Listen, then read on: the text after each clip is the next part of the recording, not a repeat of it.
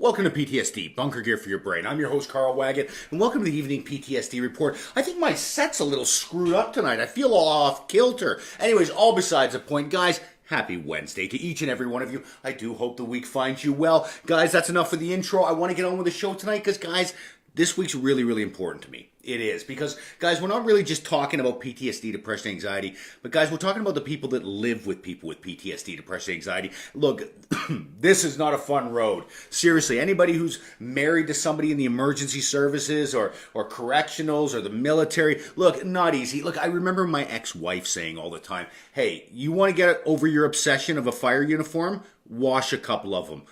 You know what? It was kind of funny, actually. But the thing is that, look, living with these people on TV may look incredible, but when you're living with people that have PTSD, depression, anxiety, look, it can be a rocky road. And as we established in the last episode, the reason why, guys, is, look, it cuts out your comms. Yeah, it cuts off your ability to communicate. Now, look, I'm not saying for a second you can't go to the corner store and ask for a loaf of bread. No, you can still do that. But what I did was I found it very difficult to express what was going on with me, right? So the problem is if anybody asked me what was going on, you know what my answer was every time?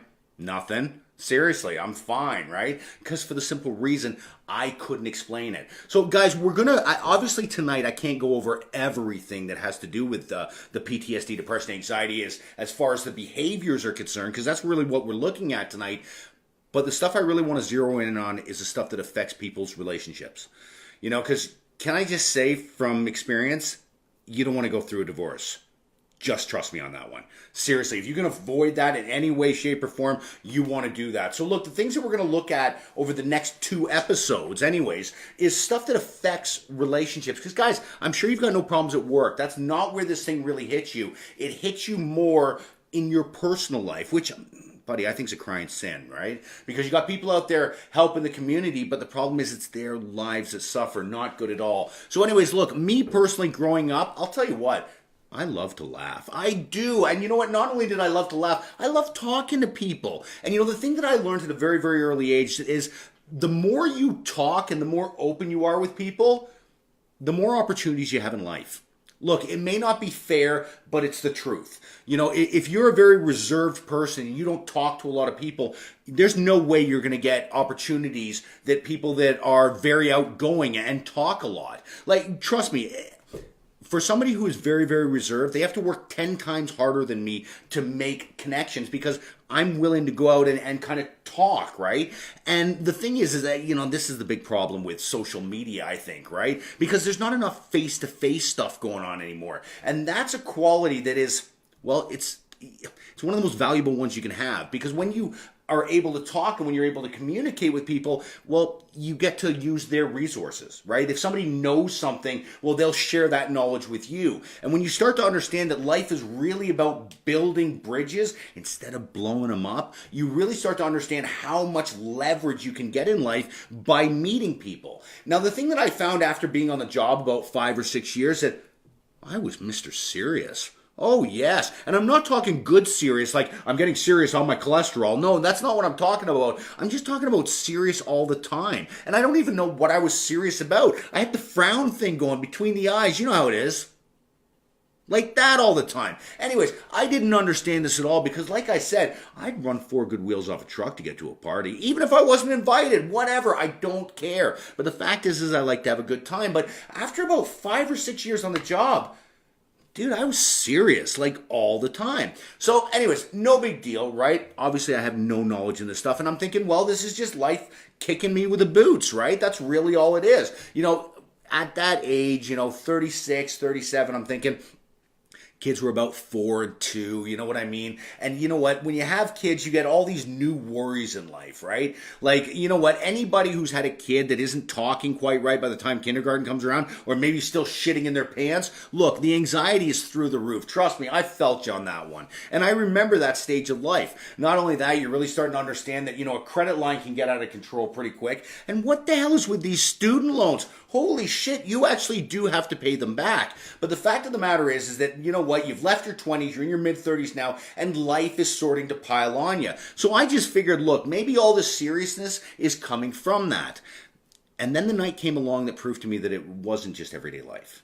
Yeah, and that's kind of the story I've got for you tonight. Would you like to know where it takes place? Well, it takes place in none other than Walt Disney World. Oh, my heart pitter patter. I'll tell you what, I've got a soft spot for that place. Look, I understand there's people out there that don't like it, but I love the Magic Kingdom. I can't get enough of it. I'm not kidding you. I will stand in line for 3 hours just so I can ride around on that Peter Pan ride. My mom, she loves It's a Small World. We could put mom on that and leave her for 8 hours and she'd be happy as anything. I'm not kidding. Look, there's just something about Disney World that just, well, it brings the best out in me. Yeah, and I'm the first one to admit it, right? So anyways, the year is 2008, I believe. Life isn't going as good as I would like it to. And you know what? I'm going to say that mom and dad might be noticing this. So anyways, mom and dad riles the troops up. Oh, geez, the lights went out there. Riles the troops up and says, hey, why don't we take a family vacation down to Disney? Well, I think this is a banging idea. I think, you know what, if anything's going to snap me out of this funk, it's going to be Walt Disney World. You've got to be kidding me. I really enjoyed that Pirates of the Caribbean ride. I did. Some people said it's a bit soft, but I really, really enjoyed it. Anyways, all besides the point. The fact is, you know what, we go on this big family vacation. So it's my mom and my dad, my sister and her incredible husband, Tim, and the girls, right? And me and Caitlin and Cody and my ex-wife. So anyways, we all fly down there. Brilliant. This is going to fix everything. So I think we get down there on a Sunday. I think it was a Sunday. I can't really remember. But anyways, you know, 2 or 3 days went by. And then my dad came up to me and he says, hey, listen, do you mind if we have a quick word over here? And I remember even as a 36-year-old man going, oh, I'm in shit. What have I done? Right? So anyways, we kind of go out and my dad said to me, he goes, okay, look, like what's going on with you? I was shocked. I went, what do you mean? I had no idea what you're talking about. We're here in Walt Disney World. What do you mean what's wrong with me? He goes, look, we've been here for 3 days. I haven't seen you smile once. All right? You're freaking out because of this. You know, Cody's going over there. You're running to get over him after there. We're in Disney World. You know what? You're not even smiling or having fun or anything. And you know what, man? He says, I got to know what's going on.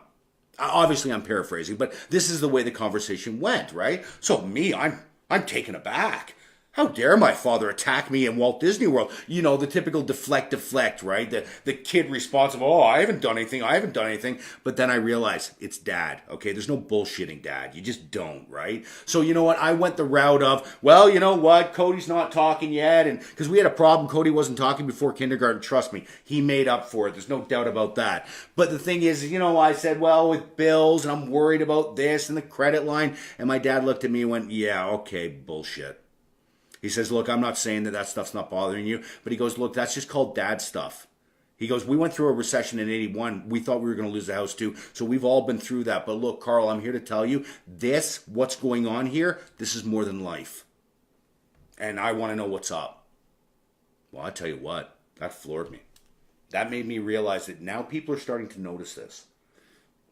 And you know, when he kind of pointed stuff out, I kind of went back in my mind and went, oh shit, yeah, I remember that. Right? And, you know, like I said, my dad's known me for long enough to be able to say, okay, look, this stage of your life right here, yeah, not cool. Something's up. Not that he had a problem with it, but I'll tell you what, dad had the brass to stand up and go, okay, look, I don't give a shit where we are. Something's got to stop, right? So that's really what I want to talk about tonight in tonight's show. I know it's a bit of a long-winded intro, but the fact is we're talking about this, well, why so serious all the time? Yeah, and you know, for this particular episode, guys, I just want to park the mental health thing. Like, I really do. Because I think sometimes when you bring the mental health thing, the wall comes up and goes, no, that's, you know, we don't have a problem with that. We're fine. But the fact is, let's just park the whole PTSD, depression, anxiety, and just talk about the effects of the job. Okay, and the job that I'm talking about here is, once again, like I said, anything that kind of helps the general public. We're talking police, fire, ambulance, dispatch, the emergency services, correctionals or Coast Guard, military, nurses, you know, any kind of category like that, anything that really kind of helps people. Because I think we can all establish, if you work in this line of work, you're going to see extraordinary things. Okay? You're going to see extraordinarily good things. You're going to see extraordinarily bad things. But the fact of the matter is, you're going to see things that people that work in an office don't see. So the one thing that I really kind of want to get across to you, and one thing that you've got to agree with me, okay? Whether you agree with this PTSD, depression, or anxiety or not, the stuff that we see on the job, it affects us. All right? And I'm not talking in a negative or a positive way, but guys, this is the way the brain works. Everything that we see in life affects us. Yes, that's the way it works, right? Our experiences make who we are. Look, you can see a gorgeous sunset, and that can affect you in a certain way. Something to keep in mind, because the fastest thing I used to say, or the thing that I used to say the quickest was, well, that doesn't affect me. No, I can look at that and that doesn't affect me at all. Well, it's kind of a silly statement, right? Because everything that we watch affects us. Okay, that's fine, no problem. Now, look, when I first got on the department, I understood that you need to be physically strong. Okay, that's fine. You go to a gym, you work out. But I also understood that we're going to see some pretty nasty shit. Like, I did understand that, right? So I thought, well, I have no idea how to train for that. Now, look, guys, please don't laugh at me, okay? Because I did what I thought was right. But you know how they're always going on about this desensitization with the kids in video games? Well, I started renting horror movies. Yeah, I watched Hostel like 3 times, back to back to back to back. Yeah, because I thought it would kind of desensitize me a little bit. Or not Hostel, a bunch of other movies. I remember watching Nightmare on Elm Street, a bunch of those. Hey, do yourself a favor, watch Friday the 13th, the original one. I'll tell you what, amateur hour. I couldn't believe it. I can't believe that movie actually scared me. But the fact of the matter is, I thought, okay, well, look, if I see nasty shit, then I'll be ready for seeing nasty shit, right? I figured that was the way it worked. And guys, look, I'll be honest with you. The grossness of the calls is not what bothered me. All right? It isn't. And it didn't bother me how sad they were either. You know, the one thing that really triggered something in my mind was how often accidents happened. Yeah. Like, look, I've lived in this town my entire life, except for the years that, you know, I moved away to college and came back and all that. But the fact is, I've lived in this town my whole life. I did not have a clue of half of the shit that happened in this town. I'm serious. The number of car accidents, you know, the suicides or deaths, whatever, and every single city is the same. But the fact is that I had no idea this stuff happened. And you know, this is what our emergency services do is, well, they work their ass off so people don't know this stuff happens, right? Trust me, if there's an accident, they get it cleared up, it's gone, so people don't see it. Life keeps moving on. That's kind of our job. But I had no idea how much it happened. I remember Cody saying to me once, Dad, I heard somebody died in that house. I didn't have the heart to tell him that half of the houses around here people died in. Anyways, the fact is that you see a different side of life. So really what was happening to me was, well, it's not that the world came apart in 2002 when I got hired. No, the curtain just got pulled back. That was it, right? And I started to see what actually happened in a city. And I'll tell you what, that's an eye-opener. You know the one thing that I will never forget when I came to the realization? Okay, look. Stay with me on this one. This is a good one. Okay, so let's take a family of 4 driving in a minivan. Yeah. You know what? You got mom and dad up front. You got the 2 kids in the back. They're watching Barney on the DVD. Perfect. Fantastic. We'll say it's May. We'll say it's 2:30 in the afternoon. Out for a nice Sunday drive. You know what? They're on the outskirts of the city. So you know what? It's clear driving. Speed limit's a little higher. Let's say it's 80 clicks there, right? 50 miles an hour for our American friends? I'm not sure. But anyways, you get the idea. The speed limit's a little higher on the outside of the city, right? So anyways, they're bombing down the street. Let's say a minivan is, I don't know, 5,000 pounds? I'm spitballing here. I have no idea, right? But let's say it's 5,000 pounds. So you've got a 5,000 pound piece of metal moving at 80 kilometers an hour. That's a lot of energy.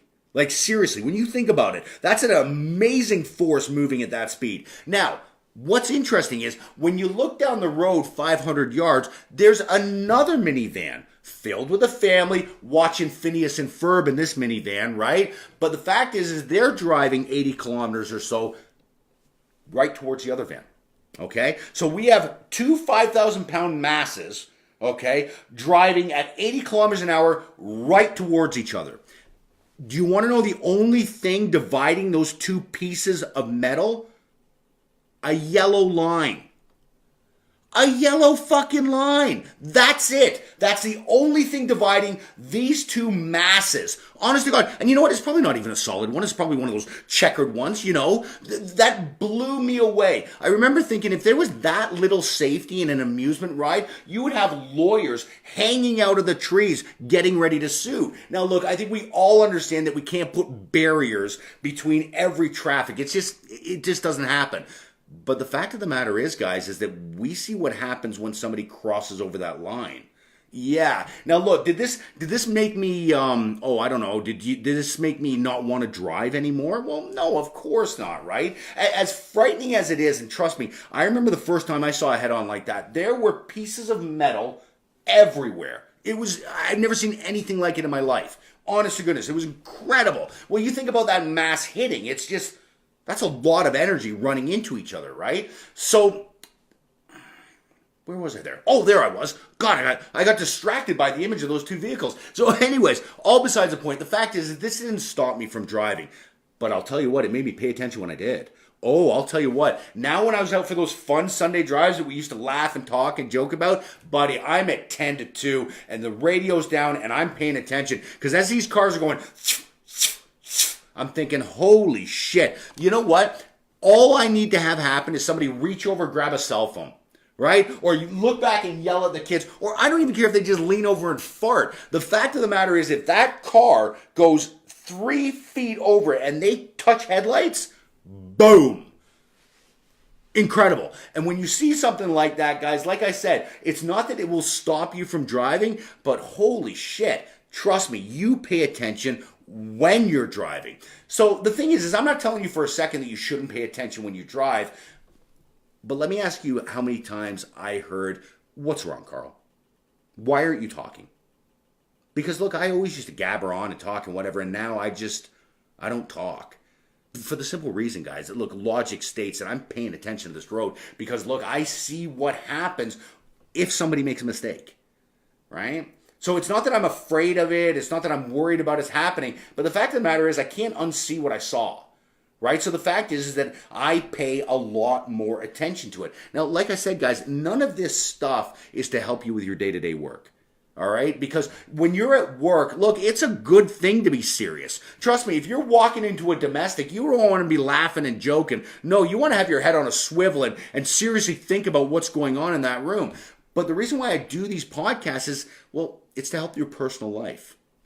You know, that's the big thing, I think. Because as I've said over and over again, what this really does is it affects people's personal lives. Hey, at work, they're fine. It's no problem, right? So, like I said, dropping the whole mental health thing, like just kind of getting rid of it for a minute, and let's just talk about the job in general. All right, let's talk about the emergency services, police, fire, ambulance, dispatch, as I always say, right? And correctionals, you know, people that work in prison, the Coast Guard, without a doubt, military, nurses, all that stuff. When you're in an environment like that, it's going to affect the way you perceive the world.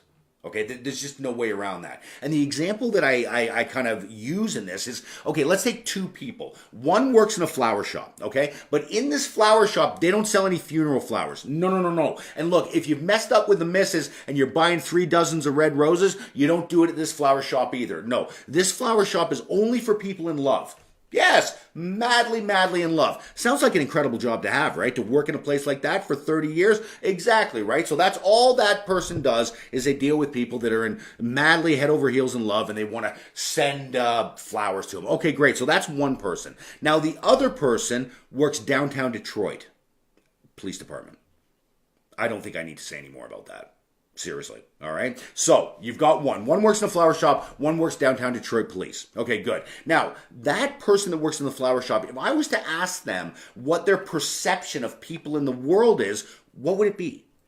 Well, it'd probably be a pretty good one, right? Because any person that they see, they're madly in love. Yeah, you know, they probably have people tell them to keep the change all the time, and you know what, they're pleasant, and even when they screw up orders, they understand because they're in love. So the person that works in the flower shop, their perception of people out there, they're friendly, they're kind, they're nice. Now, what do you think the perception of people are for the police officer? Probably a little bit different, right? Now, look, I'm not saying this is a bad thing, okay? The police officer obviously has to keep an edge about them because that's what keeps them safe. And there's no problem with that at work. Where I start to step in is when you start to bring that home, right? And all of a sudden that worrisome and that judgment is brought onto your loved ones. Okay, because trust me, this is a crazy hard thing to turn off. Look, another great example. Take a correctionals officer, okay? Somebody who works in a prison. I am nervous driving past the prison, okay? Trust me, I know what's in that building. I do. These individuals work there every single day. Can you imagine? Like, seriously, just think about that. You're working with people that are in a jail. Okay, so how much more are you going to punish them? And I know obviously there are ways, but my God, you're dealing with people that just don't care anymore, right? And that's going to affect you because those are the only people you see. You see what I'm getting at, right? And I'm not saying they're the only ones you see, but hey, you work a 40-hour work week. The majority of your time, you work in a prison, you're hanging out with criminals, right? That's what you do. And how they behave is how you perceive people. Yeah. You know, a police officer said to me once, and I thought this was the greatest line ever. He said, you know, Carl, 90% of the time we deal with 10% of the population. And you know what? It's true, right? If you're a law-abiding citizen and you're a good person, you're not going to see too many cop cars around. But if you're up to shady shit all the time and you're pulling a hustle every Thursday, then look, guys, you're going to run into cops quite a bit. Now, look, here's the thing. The question is, how does that affect the cop when all they do is see that type of person? Yeah. I bet it'd be tough to make friends, eh? Because look, if that cop met somebody who was really nice, the whole time they'd be like, what the fuck? Why is this guy so nice? Like, why is this person being so nice all the time? Well, they're being nice because they're a human being, right? But the problem is when you work in a line of work where people are always trying to pull a fast one, well, what are you supposed to do? Guys, listen, a great example. I had an opportunity to talk at the Canadian-U.S. border a while back there. Great time on the Canadian side. And, you know, after talking to those people, I kind of realized something. That, okay, look, we've all crossed the border and told a bit of a fib. All right, maybe you had an extra bottle, didn't declare it, whatever. I'm not pointing fingers, right? But the fact is, think about the border patrol person who's always asking, knowing that people 90% of the time are lying to them. Now, like I said, that's not a problem. They need to keep their guard up. That's fine. That's their job. But what happens when they come home and their missus say, oh, I'm going out for coffee with the girls, and he goes, really? Well, let me see your phone. And she's like, why? Well, just because I just have a bit of a gut feeling. Look, you do something for 40 hours a week, okay, for 20, 25, 30 years. That's going to affect the way you act. Not that there's anything wrong with that. And guys, look, for the biggest thing that I want to get across here is, look, if you happen to behave like that, I'm not saying for a second that you have PTSD, depression, or anxiety. I'm not saying that. But what I am saying is that kind of mindset, it's a recipe for a really lonely life. How else can I say it? You know?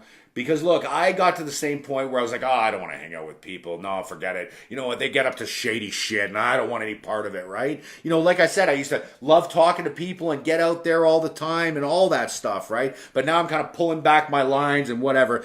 And you know the only person suffering? Me. Yeah. Because life's still going on. Yeah. No, people are still doing stuff and having fun. I've convinced myself that, okay, no, it's safer in the house. You know what? All this weird shit going on out there. I don't want no part of it. But the fact of the matter is, guys, is that it is your mind playing silly buggers with you. The problem is if you only watch one kind of movie all the time, well, how do you think you're supposed to act after?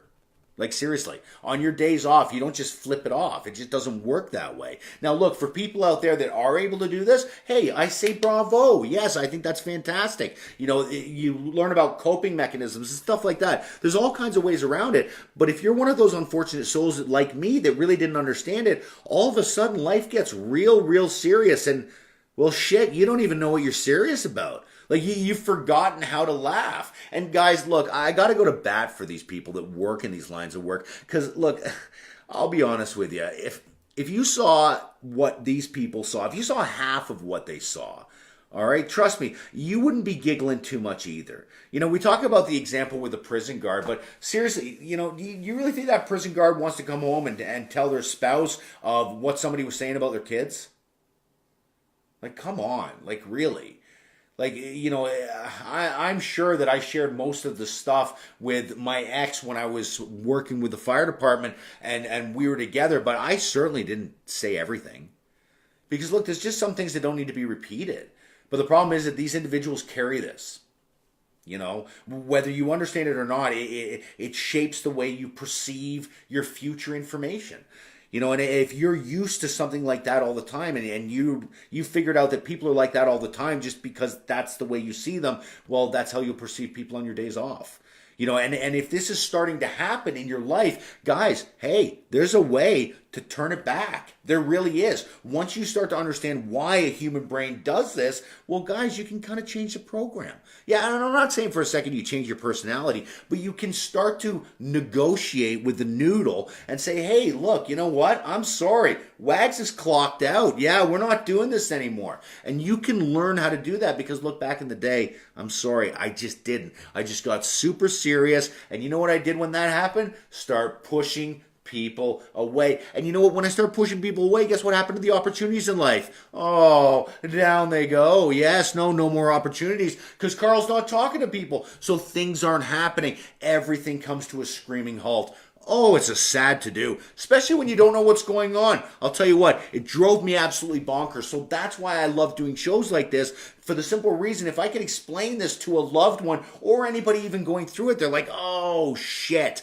Yes, I understand. Now I get it. Because then you can start moving forward. How's my time going? Holy shit, guys. I'm sorry, 25 minutes. I got a little carried away. Because, guys, this is the kind of thing that can absolutely ruin relationships in life. Yes, if you're a laughy, jokey person, then all of a sudden you get super serious. Look, the ones around you, your loved ones, they're worried about you and they don't know what it is. And like I said, if we don't have the ability to tell them, unfortunately, they're going to start making stuff up. This is just the way it works. So, guys, listen, the more that we understand that, what we see shapes who we are, guys, we can curb this to our advantage. Hey, it's your brain. Play along with it. I'm serious. It does amazing shit when you press the right buttons in there. It's awesome, awesome. So anyways, guys, listen, I don't want to keep you too long. But guys, as I always say, if you are finding trouble with this super serious shit, as they say, guys, I got a private Facebook room called the Bunker Room. And what it is, basically, it's a support group. People go in there,